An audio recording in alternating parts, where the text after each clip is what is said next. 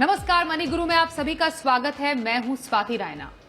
हर बच्चा खास होता है, हर बच्चे की जरूरतें खास होती हैं, अलग होती हैं और स्पेशल बच्चों की जो जरूरतें होती हैं हम सबसे बेहद खास और अलग होती हैं। आज हम special planning for special need child की बात करने वाले हैं। स्पेशल बच्चे की फाइनेंशियल प्लानिंग कैसे करें, माता पिता किन बातों का ध्यान रखें, इंश्योरेंस की जरूरतों को पूरा कैसे करना चाहिए, इन तमाम बातों पर आज हम चर्चा करने जा रहे हैं। आज है हमारे साथ Jitendra Solanki, founder JS financial advisors. Jitendra, आपका बहुत स्वागत है मनी गुरु में आज। हेलो।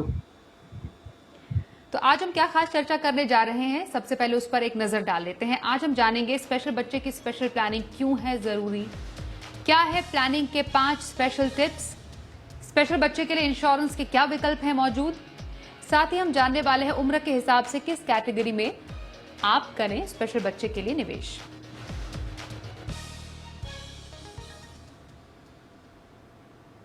जितेंद्र, बच्चे की फाइनेंशियल प्लानिंग एक माता पिता के लिए तो काफी इंपॉर्टेंट होती ही है, लेकिन अगर स्पेशल चाइल्ड है तो उस बच्चे की जो फाइनेंशियल प्लानिंग है बहुत ज्यादा इंपॉर्टेंट और अलग कैसे हो जाती है, किन कारणों से हमें और ज्यादा ध्यान देने की जरूरत है? कि जब स्पेशल चाइल्ड होता है तो आपकी जो रिक्वायरमेंट है वो काफ़ी बदल जाती है। आमतौर पर जब हम बच्चों की प्लानिंग करते हैं तो उनकी एजुकेशन है, उनकी मैरिज है, हम वहाँ तक प्लानिंग करते हैं और उसके बाद आपका खुद का रिटायरमेंट प्लानिंग होती है जिसमें आप और आपकी स्पाउस दोनों की लाइफ की प्लानिंग होती है जिसमें आपको अपने खर्चे वहन करने होते हैं। और जब हम स्पेशल चाइल्ड की बात करते हैं तो पहला तो ये आ जाता है कि उसका जो रिक्वायरमेंट है वो लाइफ लॉन्ग है। यानी कि जो आपकी लाइफ टाइम के बियॉन्ड यानी कि पेरेंट्स की लाइफ टाइम के बियॉन्ड भी जाएगा। तो यानी कि आपको जो है 2 जनरेशन की प्लानिंग करनी पड़ती है एज़ माता-पिता।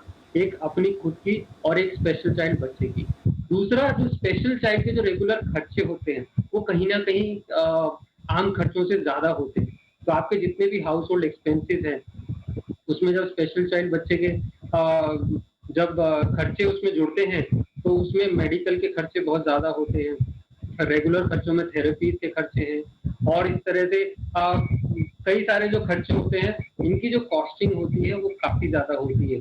अब ये कॉस्टिंग ऐसा नहीं है कि कुछ साल तक या एक पर्टिकुलर एज तक होती है, ये लाइफ लॉन्ग आपको वहन करनी होती है। क्योंकि यहाँ पे 2 जनरेशन की प्लानिंग इन्वॉल्व है। तो इसलिए ज़रूरी हो जाता है कि जो जिन माता-पिता के पास स्पेशल नीड चाइल्ड है, उनको फाइनेंशियल प्लानिंग जो है मैं हमेशा बोलता हूँ कि एक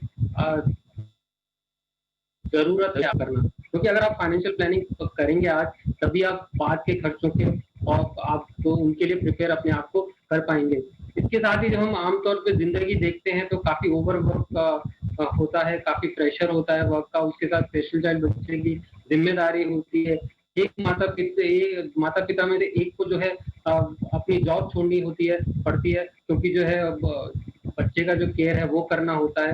तो इन सब मुश्किलों को देखते हुए एक और आने स्पेशल वाले जो केयर, स्पेशल जो नीड्स के बच्चे हैं उनके लिए करने की जरूरत होती है। हम इस पर धीरे धीरे करके चर्चा करने वाले हैं कि स्पेशल प्लानिंग के 5 special tips special need child के लिए क्या होने जा रहे हैं।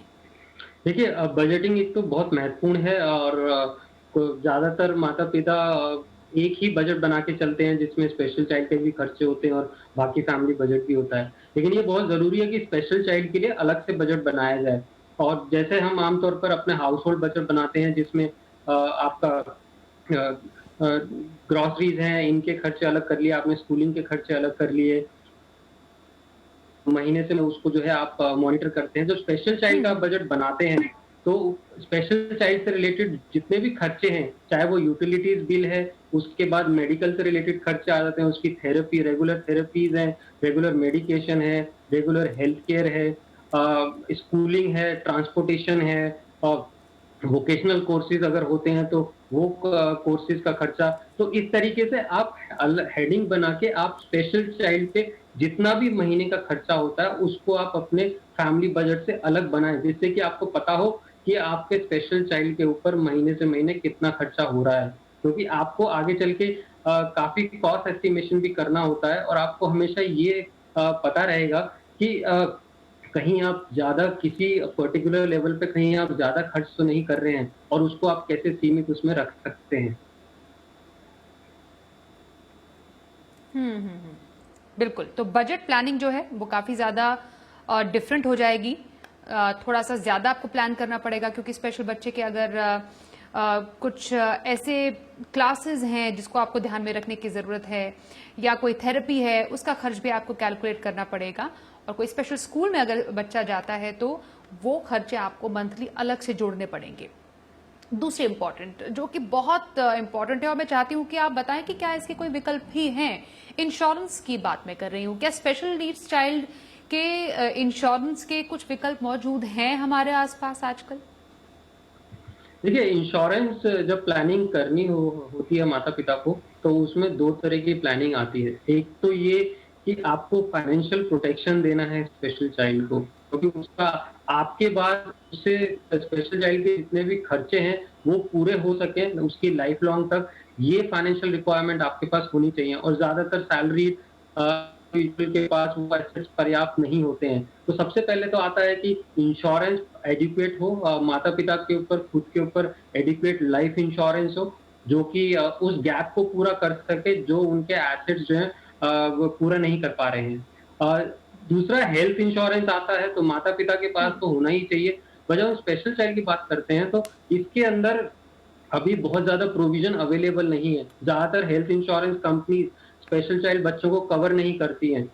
हमने देखा है हाल ही में कुछ कंपनीज़ ने कुछ डिसेबिलिटीज़ को कवर करना शुरू किया है, जैसे ऑटिज़्म को कवर करना शुरू किया है। 2 कंपनीज़ ने प्रोडक्ट निकाले हैं। मेंटल रिटार्डेशन आपको कवर होता है, लेकिन इसके अलावा और जितनी भी डिसेबिलिटीज़ हैं, जैसे सेरेब्रल पैल्सी है या डाउन सिंड्रोम है, उसको अभी हेल्थ इंश्योरेंस कंपनीज़ कवर नहीं करती है।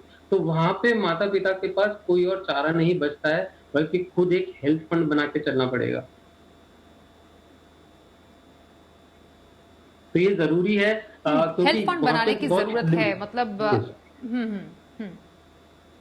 क्योंकि इतनी सारी लिमिटेशंस हैं बिल्कुल। और हेल्थ इसमें मुझे आप इंश्योरेंस एक कंपनी या कुछ स्कीम्स की बात बिल्कुल स्कीम जितेंद्र स्कीम्स के बारे में मुझे आप प्लीज इसमें बताइए। रीजन मैं हाँ, आपसे जानना इसलिए चाह रही हूँ क्योंकि आप स्पेशल नीड बच्चों के साथ काफी क्लोजली काम करते हैं और आप क्योंकि स्पेशल प्लान नीड्स के फाउंडर भी हैं उसके तहत भारत सरकार की तरफ से कोई स्कीम की शुरुआत की गई या कोई अभी मौजूद है जिसका जिसको ले सकते हैं जिसका फायदा उठा सकते हैं स्पेशल नीड चिल्ड्रन के माता पिता?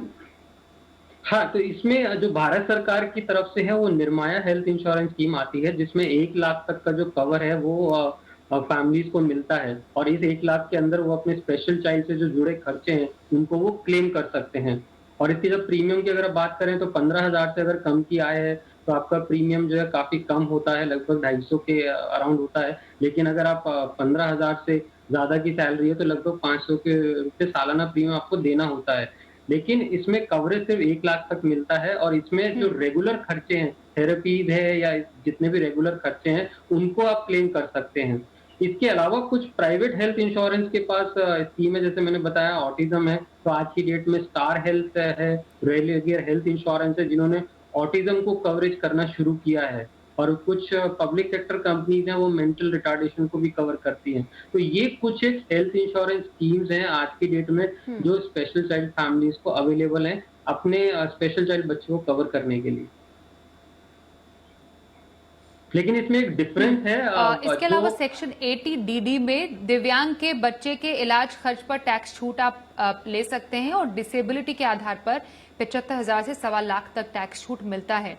इसमें एलआईसी की एक जीवन शांति स्कीम है जो कि डेफर्ड और इमीडिएट एन्युटी का प्लान है। वो कैसे जो स्पेशल नीड चाइल्ड है उसके टेक केयर उसके देखभाल के लिए खर्च किया जा सकता है? जरा इसके कुछ फीचर्स के बारे में बताएं हमें। देखिए एलआईसी जो जीवन शांति है वो एक एन्युटी प्रोडक्ट है, यानी कि एक पर्टिकुलर टाइम के बाद आपको जो है मंथली पेंशन मिलना स्टार्ट होता है। इसमें इमीडिएट एन्युटी और डिफर्ड एन्युटी है। इमीडिएट एन्युटी में ये है कि आप आज प्रीमियम भरते हैं और आपको कल से पेंशन मिलना स्टार्ट हो जाएगा। डिफर्ड एन्युटी में आपको 5 साल से लेकर 20 साल तक का हॉराइज़न है। आप 5 साल या 20 साल तक प्रीमियम भरेंगे, उसके बाद आपको मंथली पेंशन मिलना स्टार्ट होगा। इसमें जो एक बेनिफिट स्पेशल चाइल्ड फैमिलीज़ को मिल रहा है, वो ये कि जो पेंशन माता-पिता को मिलेगा एलआईसी की तरफ से इस एन्युटी प्रोडक्ट में, उनके बाद वही पेंशन जो है स्पेशल चाइल्ड बच्चे को भी मिलना शुरू हो जाएगा। यानी कि वो पेंशन अमाउंट स्पेशल चाइल्ड बच्चे को उसकी लाइफ लॉन्ग के लिए मिलेगा। मसलन अगर किसी ये एन्युटी प्रोडक्ट बाय करते हैं माता-पिता और उनको 15,000 रुपए पेंशन मिलता है इस एन्युटी प्रोडक्ट के थ्रू, तो यही एन्युटी जो है उनके मरने के बाद स्पेशल चाइल्ड बच्चे को भी मिलेगा। ये एक बेनिफिट एलआईसी जीवन शांति ने इस प्रोडक्ट में दिया है। लेकिन एक बात ध्यान रखने की ज़रूरत है कि एलआईसी जीवन शांति क्योंकि एक एन्युटी प्रोडक्ट है, कोई गवर्नमेंट की स्कीम नहीं है, तो इसमें एन्युटी का अपना रेट्स होता है और दूसरा ये पेंशन लगभग फिक्स होती है, लेकिन गारंटीड होती है लाइफ लॉन्ग के लिए। तो जो माता-पिता अपने बच्चे का फ्यूचर प्लान कर रहे हैं अपने बाद कि हमारे बाद उसका मंथली इनकम कहाँ से मीट होगा, तो इस तरह के प्रोडक्ट अवेलेबल हैं जिसके थ्रू ये मंथली इनकम जो है मीट हो सकता है। लेकिन यहाँ पे ध्यान रखने की ज़रूरत ये होती है कि एन्युटी टैक्सेबल होता है, इन्फ्लेशन को कम कैटर करता है, तो उन सब बातों का ध्यान रखने की ज़रूरत है जिससे आप पर्याप्त मंथली पेंशन कितना होना चाहिए उसका आप पता लगा सकते हैं। तो ये वाकई ध्यान में बात रखने की जरूरत है कि एज अ पेरेंट आपके बाद आपके स्पेशल नीड बच्चे की देखभाल कैसे होगी फाइनेंशियली, ये पहले से ही इसकी तैयारी करके रखना जरूरी है और इसको बहुत ही हमें रियलिस्टिकली और प्रैक्टिकली लेकर समझने की जरूरत है आजकल के टाइम में। अब हम अलग अलग लक्ष्यों के हिसाब से, अलग अलग टाइम फ्रेम के हिसाब से स्पेशल बच्चे की प्लानिंग की बात करते हैं। सबसे पहले शॉर्ट टर्म लक्ष्य जो हम में से हर कोई बनाता है। मानिए 2 साल तक का हमने एक लक्ष्य रखा है, 2 से 3 साल का, तो शॉर्ट टर्म लक्ष्यों में जो स्पेशल नीड चाइल्ड होगा उसके लाइफ में ऐसे कौन से स्टेजेस आएंगे जिसको ध्यान में रखने की जरूरत है और उसके लिए ऐसे कौन सी कैटेगरीज है जिसमें पेरेंट्स को इन्वेस्ट करना चाहिए? ये गोल सेटिंग जहाँ तक है स्पेशल चाइल्ड बच्चे के लिए तो गोल सेटिंग बड़ा मुश्किल होता है पेरेंट्स के लिए क्योंकि आमतौर पर अगर वैसे गोल सेटिंग करते हैं हम बच्चों के लिए तो उनकी पढ़ाई के लिए मैरिज के लिए हमें पता होता है कि कब होनी है, लेकिन क्योंकि बच्चे का जो रिक्वायरमेंट है वो लाइफ लॉन्ग है और इस तरह से रेगुलर एक्सपेंसेस हैं, तो ये गोल सेटिंग करना बड़ा मुश्किल होता है। लेकिन इसके बावजूद पेरेंट्स गोल सेटिंग कर सकते हैं कि आपने 2 या 3 साल के अगले 2-3 साल के एक्सपेंसेस हैं उनको शॉर्ट टर्म में डिवाइड कर दिया, 3 से 7 साल के एक्सपेंसेस हैं उनको आपने मीडियम टर्म में डिवाइड कर दिया और 7 से जो 10 साल से जो ज़्यादा के एक्सपेंसेस हैं उनको आप लॉन्ग टर्म में लेके चले गए। इसका बेनिफिट क्या होता है कि आप इन्वेस्टमेंट प्रोडक्ट उसी हिसाब से चूज कर सकते हैं। अगर अगले 2-3 साल के अंदर खर्चे होने हैं तो उसको आप शॉर्ट टर्म जैसे ultra short term mutual funds है या बैंक फिक्स डिपॉजिट है, आप उसी में पैसा रखेंगे, वो लॉन्ग टर्म इन्वेस्टमेंट में नहीं करेंगे। वहीं पे अगर मीडियम टर्म है यानी कि 3 से 5 साल के लिए अगर वो खर्चों का 3 साल के बाद यूटिलाइज होगा तो उसको आप मीडियम टर्म फंड्स के अंदर आप रख सकते हैं। और अगर लॉन्ग टर्म है, आपको पता है कि ये खर्चे केवल लॉन्ग टर्म में ही होंगे, तो उसको आप बेहतर एक्यूमुलेशन के लिए प्लान कर सकते हैं। थोड़ा इक्विटी, थोड़ा डेट, आप पीपीएफ में अकाउंट खोल सकते हैं बच्चे के नाम पे जो कि 15 साल की स्कीम होती है। गर्ल चाइल्ड है तो सुकन्या में आप अकाउंट खोल सकते हैं। इसी तरह से आप लॉन्ग टर्म प्रोडक्ट्स आप यूटिलाइज कर सकते हैं अच्छे एक्यूमुलेशन के लिए।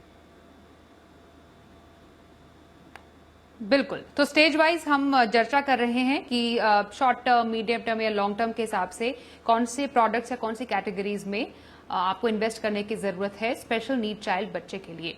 वक्त एक छोटे से ब्रेक का हो गया है, प्लानिंग जारी रहेगी आगे भी, साथ ही विल ट्रस्ट या लेटर ऑफ इंटेंट क्या होता है स्पेशल नीड चाइल्ड के फाइनेंशियल प्लानिंग पर, इस पर चर्चा करेंगे और स्किल डेवलपमेंट कितना जरूरी है स्पेशल बच्चे के लिए, इस पर भी होगी खास चर्चा।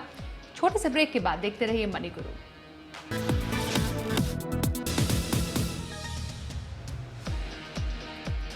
स्पेशल बच्चे की स्पेशल प्लानिंग कैसी हो, इस पर आज हम चर्चा कर रहे हैं। ये जान रहे हैं कि स्पेशल बच्चे के लिए आपको कैसे प्लान करने की जरूरत है और इसी पर चर्चा कर रहे हैं हम प्लान स्पेशल नीड्स के फाउंडर जितेंद्र सोलंकी के साथ। जितेंद्र, हम स्टेज वाइज प्लानिंग कर रहे हैं और जैसा कि हमें मालूम है कि स्टेज वाइज प्लानिंग इसलिए भी इम्पोर्टेंट है कि स्पेशल नीड बच्चों के डिफरेंट स्टेज में जो जरूरतें हैं वो बदलती जाएंगी। आपने शॉर्ट टर्म के लिए कहा कि हेल्थ इमरजेंसी से निपटने के लिए एक हेल्थ फंड काम आएगा, एक इमरजेंसी फंड की जरूरत होती है, कुछ रकम सेविंग में आप डाल सकते हैं, ओवरनाइट फंड डेट कैटेगरी में शॉर्ट टर्म नीड्स के लिए हो सकता है। वहीं मीडियम टर्म के लिए जो एफडीज हैं ये एक अच्छा ऑप्शन है। लॉन्ग टर्म के लिए मैं आपसे स्पेशली रिटायरमेंट जो नीड्स है वो समझना चाहूंगी कि एज अ पेरेंट आपको बच्चे की जरूरत के हिसाब से भी रिटायरमेंट प्लानिंग करनी चाहिए, और वो कितनी अलग होगी, क्योंकि बच्चा हो सकता है बहुत देर तक माता पिता पर निर्भर रहे रिटायरमेंट के बाद भी। जी हाँ, बहुत ज़रूरी हो जाता है रिटायरमेंट प्लानिंग, क्योंकि ये आमतौर पर ज़्यादातर सिचुएशन होती है कि बच्चा जो है वो लाइफ लॉन्ग निर्भर रहता है माता-पिता के ऊपर। तो ऐसे में जो रिटायरमेंट प्लानिंग होगी उसमें आपकी खुद की नहीं, बल्कि बच्चे की भी प्लानिंग होगी। तो जब आप बच्चे के साथ प्लानिंग करते हैं, तो पहली बात आपका जो कॉर्पस होगा उसके साथ बच्चे के लिए कितना आपको राशि चाहिए उसकी लाइफ टाइम के लिए, वो कॉर्पस भी ऐड हो जाएगा। दूसरा वो स्पेशल चाइल्ड बच्चा आप कहाँ पे रहेंगे? कई बार हमने देखा है कि मेट्रो सिटीज़ में ज़्यादा खर्चे होते हैं, तो पेरेंट्स वहाँ नहीं रह पाते हैं और छोटी सिटी में शिफ्ट कर जाते हैं। तो इस तरह का अगर कुछ आता है सामने तो वो आपको कंसीडर करना पड़ेगा। और हो सकता है वो कितना शॉर्टफॉल होगा रिटायरमेंट के दौरान, जो कॉर्पस आपने इकट्ठा किया है, जो जिससे कि आपको बच्चे का भी और अपने भी खर्चे वहन करने हैं, क्या वो पर्याप्त है? अगर वो नहीं होगा, तो क्या आपको आज के कैश फ्लो एडजस्ट करने पड़ेंगे उस कॉर्पस को इकट्ठा करने के लिए? क्या आपको रिटायरमेंट थोड़ा डिले करना पड़ेगा? तो ये सब जो ज़रूरत है, ये सब आपको ध्यान में रखना पड़ता है रिटायरमेंट प्लानिंग करते वक़्त, और इसीलिए ज़रूरी हो जाता है कि रिटायरमेंट प्लानिंग लाइफ़ में जल्दी हो, क्योंकि आपकी जो नीड्स हैं, एक स्पेशल चाइल्ड फैमिली की जो नीड होती है, वो दूसरी फैमिलीज़ के मुकाबले कहीं ज़्यादा होती है। आपका कॉर्पस रिक्वायरमेंट कहीं ज़्यादा होता है, आपकी जो हम्म। रिक्वायरमेंट है रिटायरमेंट के बाद वो बदल जाती है। जैसे मैंने कहा कि रिलोकेशन की प्रोबेबिलिटीज़ हो जाती हैं, स्पेशल चाइल्ड बच्चा कहाँ रहेगा, आपके साथ रहेगा, आपकी जो ओल्ड एज है उसमें क्या होगा? तो ये सब आपको ध्यान में रखना पड़ता है जब आप रिटायरमेंट प्लानिंग करते हैं। तो रिटायरमेंट की प्लानिंग माँ बाप होने के तौर पर आपको अपने साथ साथ अपने बच्चे के लिए भी एक एक्स्ट्रा रकम लेकर चलना पड़ेगा, और थोड़ा ज्यादा काम करने के लिए भी आपको तैयार रहना पड़ेगा। कुछ इसी तरीके से आपको प्लानिंग आगे बढ़ानी चाहिए। मुझे एक और बात बताइए जितेंद्र, जितने भी इन्वेस्टमेंट प्रोडक्ट्स हैं जिसकी आपने चर्चा की, जैसे पीपीएफ हो गया या फिर सुकन्या समृद्धि है, लॉन्ग टर्म इन्वेस्टमेंट प्रोडक्ट्स है, क्या इसके अलावा भी कुछ ऐसे प्रोडक्ट्स है जहां पर स्पेशली जो स्पेशल नीड्स चाइल्ड हैं उनके लिए कुछ ज्यादा छूट मिलती है? क्या कुछ ऐसे विकल्प हैं मौजूद कि ज्यादा ऑप्शंस हैं ही नहीं? नहीं, इसके अलावा स्पेशल चाइल्ड फैमिलीज़ के लिए ऐसे कोई ख़ास ऑप्शन नहीं बनाए गए हैं। कोई ऐसा ख़ास इन्वेस्टमेंट प्रोडक्ट नहीं है जिसको वो यूटिलाइज़ कर सकें। पहले होते थे पर वो सब विथड्रॉन हो गए। तो आज की डेट में अगर लॉन्ग टर्म इन्वेस्टमेंट करना है तो इक्विटी में प्रॉब्ली इक्विटी म्यूचुअल फंड्स या पीपीएफ है, डेट के अंदर या डेट म्यूचुअल फंड्स और स्मॉल सेविंग स्कीम्स है, इन्हीं को कंसीडर करना पड़ेगा। ऐसा कोई स्पेसिफिक स्कीम्स अवेलेबल नहीं है जिसमें जो सिर्फ स्पेशल चिल्ड्रन फैमिलीज के लिए बना हो। तो लॉन्ग टर्म अगर प्लानिंग करनी है इन्वेस्टमेंट से रिलेटेड, तो फिर यही कैटेगरीज और यही एसेट क्लासेस हैं जिसमें उनको प्लान आउट करना पड़ेगा। हम्म। बिल्कुल। अब एक बहुत इंपॉर्टेंट जो एस्पेक्ट है उस पर मैं आपसे चर्चा करने जा रही हूँ, वो है विल प्लानिंग या फिर ट्रस्ट या फिर लेटर ऑफ इंटेंट। पहले मैं आपसे समझना चाहती हूँ लेटर ऑफ इंटेंट क्या होता है। विल प्लानिंग की तो हम लगातार बात करते ही हैं, लेकिन स्पेशल नीड चाइल्ड के इस कॉन्टेक्स्ट में ये इतना जरूरी क्यों हो जाता है? देखिए, स्पेशल चाइल्ड बच्चा है, और अगर आमतौर पे हम सिर्फ 2 सवाल पूछें कि अगर आप स्पेशल चाइल्ड बच्चा है आपके पास और आप अगर उसको 2-4 घंटे के लिए किसी नेबर के पास छोड़ के जाते हैं, तो उसको आप क्या इंस्ट्रक्शन देंगे? ऐसे ही अगर उसको 48 घंटे के लिए छोड़ के जाते हैं, तो उनको क्या इंस्ट्रक्शन देंगे? तो जब क्वेश्चन आता है कि हमारे बाद क्या होगा, तो आप ऐसा क्या इंस्ट्रक्शन दे के जाएँगे नेक्स्ट लीगल गार्डियन को या जो बच्चे का केयर करेगा आपको, जिससे कि कि स्पेशल चाइल्ड की जितनी भी रिक्वायरमेंट है, वो उसको अच्छे से समझ सके। क्योंकि आम तौर पर माता-पिता सब कुछ जानते हैं, लेकिन उनके बाद जो भी केयर करेगा वो ज़्यादा नहीं जानता। हो सकता है उसको उतना ज़्यादा पता ना हो, आपकी फैमिली में क्लोज़ मेंबर है, लेकिन उतना उसको पता नहीं है कि स्पेशल चाइल्ड रिक्वायरमेंट कैसे मीट किया जाता है। तो लेटर ऑफ इंटेंट एक ऐसा डॉक्यूमेंट आप बनाते हैं, लीगल डॉक्यूमेंट नहीं है, एक ऐसा डॉक्यूमेंट बनाते हैं जिसमें आप अपने स्पेशल चाइल्ड की लाइफ़ से रिलेटेड सब कुछ लिख देते हैं। उसकी डेली लिविंग क्या है, उसकी हैबिट क्या हैं, क्या वर्क किया है, कौन-सा मेडिकेशन वर्क किया है, उससे जुड़े जितने भी लोग हैं उनके कॉन्टैक्ट नंबर हैं, चाहे वो डॉक्टर्स हो, मेडिकल प्रोफेशनल हो, चाहे फाइनेंशियल प्रोफेशनल हो, चाहे लीगल प्रोफेशनल हो। तो आप एक ऐसा डॉक्यूमेंट बना देते हैं जिसको कल को अगर कोई भी लीगल गार्डियन बनता है और उसको अगर कुछ भी जानकारी चाहिए, तो वो उस लेटर ऑफ इंटेंट के थ्रू वो जानकारी ले सकता है। उसके लिए आसान हो जाता है। मसलन फॉर एग्जांपल कि अगर उसको फैमिली डॉक्टर के पास ही जाना है, तो उसके पास वो इन्फॉर्मेशन अवेलेबल हो। ओके। और यहाँ पर विल प्लानिंग या फिर एस्टेट प्लानिंग है, उसका कुछ तरीका डिफरेंट होता है? नॉमिनी या गार्जियन कैसे नियुक्त किया जाए अगर इनकेस पेरेंट्स नहीं रहते हैं तो? देखिए, फॉर स्पेशल चाइल्ड फैमिलीज के लिए ज़रा एस्टेट प्लानिंग में ज़्यादा एलिमेंट्स होते हैं। यहाँ पे केवल विल से काम नहीं चलता है। विल ज़रूरी होता है क्योंकि आपके बाद आपका पैसा कैसे यूटिलाइज़ होगा, कौन लीगल हायर होगा, कितनी रेशो में जाएगा पैसा। हो सकता है आप अपने स्पेशल चाइल्ड बच्चे के लिए ज़्यादा छोड़ के जाना चाहते हो, तो ये सब केवल विल के थ्रू ही प्लानिंग हो सकता है। लेकिन एक दूसरा एस्पेक्ट भी है कि जो नेक्स्ट लीगल गार्डियन है, वो आप या केयर टेकर है, वो आप विल में अपॉइंट कर सकते हैं। लेकिन विल सिर्फ एक एसेट डिस्ट्रीब्यूशन का जरिया है। लेकिन ऐसा क्या फ्रेमवर्क है जिससे कि स्पेशल चाइल्ड का जो फाइनेंशियल केयर है वो लॉन्ग टर्म कंटिन्यू रहे? तो वहां पे ट्रस्ट एक बहुत इंपॉर्टेंट स्ट्रक्चर आ जाता है कि आप ट्रस्ट बना देते हैं और विल के थ्रू एसेट्स आप ट्रस्ट में जो है बीक्विथ करते हैं। तो वो ट्रस्ट जो है वो लाइफ लॉन्ग फाइनेंशियल केयर करता है आपके स्पेशल चाइल्ड बच्चे की। तो विल और ट्रस्ट इसलिए बहुत इंपॉर्टेंट हो जाता है कि वो जो कंटिन्यूटी है स्पेशल चाइल्ड केयर की आपके बाद, वो उसकी लाइफ लॉन्ग के लिए रहती है जब आप एक ट्रस्ट जैसा लीगल स्ट्रक्चर बनाते हैं। और जब पैसे की बात आती है कि अगर पेरेंट्स का अगर पैसा जो भी है किसी भी इन्वेस्टमेंट का बच्चे को अगर जाना होता है और बच्चा क्योंकि अगर खुद उसका ध्यान देने लायक नहीं है, तो वो पैसा किसके पास जाता है? देखिए, एज पर जो लॉज हैं उसके आधार पर अगर बच्चे के नाम पे कुछ भी पैसा जाता है तो उसका जो मैनेजमेंट है वो लीगल गार्डियन के पास रहता है। अब लीगल गार्डियन में भी ये क्वेश्चन आ जाता है, पहली बात तो भरोसे की बात है ओके।